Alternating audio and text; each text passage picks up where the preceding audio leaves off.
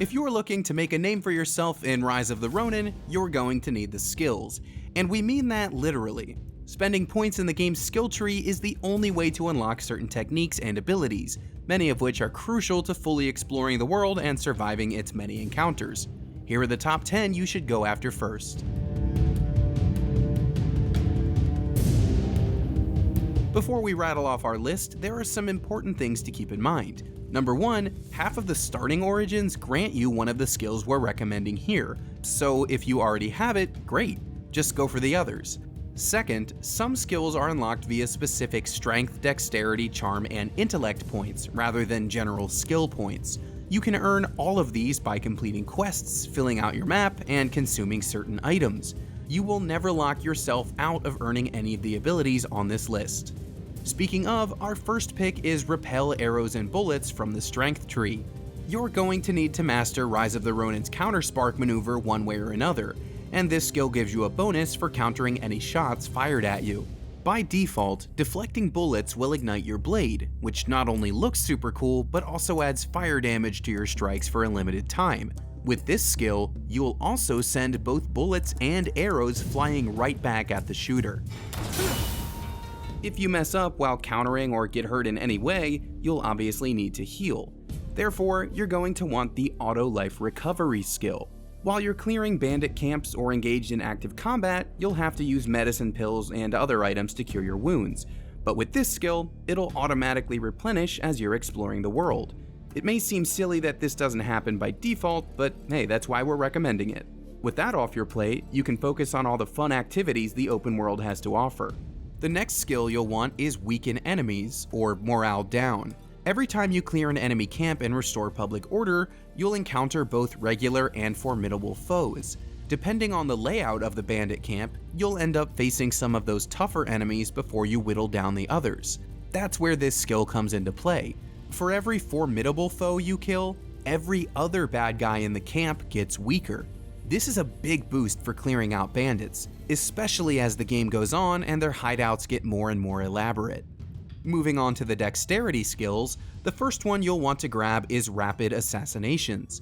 As you're playing the game, you'll come across enemies bunched up in pairs and trios, just begging to be taken out all at once. That's exactly what Rapid Assassinations does.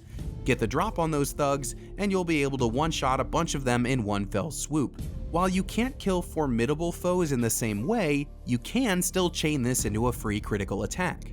Immediately under Rapid Assassinations is the Grappling Rope Assassination, and you're gonna want that too. Sneaking up and stabbing enemies in the back isn't the only way to take them out quietly. With this ability, you'll be able to yoink them off the ground from the rooftops, Spider-Man style. Keep in mind that grappling a target directly next to another enemy will most likely alert them. But when you use this in conjunction with Rapid Assassinations, you'll be able to thin the herd before you even meet your foes on the ground. The next skill on our list will allow you to use your grappling hook underwater. This is exclusively for exploration, but trust us, you'll want it. It's the only way to swim through certain underwater passages without drowning. Just note that to unlock it, you'll first have to unlock the grappling rope jump attack. That's a pretty fun one too. It's the best way to zip closer to your enemies, and it lets you pretend to be Spider-Man again. Now for some utility skills. You'll find Health Recovery Wave on the Charm skill tree. Listen, we all have to heal in Team Ninja games. A lot. So why not spread the love? With this, every time you restore your health, your allies will get a boost too. This applies to all your in-game partners, whether you're teaming up with an NPC or playing with friends online. Even better, the amount of healing you share increases as you rank up the skill. It's the closest thing to a mega potion the game has. If you don't start with the Speechcraft Liar skill, then definitely make it a priority. It does exactly what it sounds like. It gives you the ability to lie as a dialogue option. We can't promise lying will always end well, but it's good to have the option. This has some combat utility as well. It also increases the duration of an enemy's panic state, giving you more time to execute a finishing move. As you can imagine, that timer gets even longer as you rank up the skill. Over on the intellect tree, you'll find the gentleman's version of the same ability, Speechcraft Persuade. As before, it's self-explanatory. letting you persuade NPCs in conversations, which can affect how quests resolve. There's no combat benefit to persuasion, but there is another bonus. As you rank this skill up, you'll get better deals from all the game's merchants. Cheaper prices and more money for selling your old gear is a win-win. Is there anything else?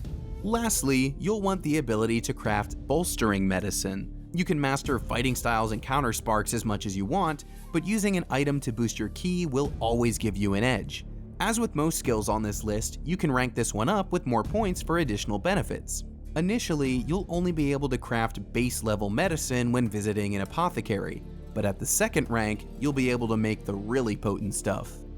And those are our picks for the 10 skills you should grab first in Rise of the Ronin. If you follow the path of the samurai over to IGN, you'll find plenty more guides just like this one to help you make the most out of your adventure.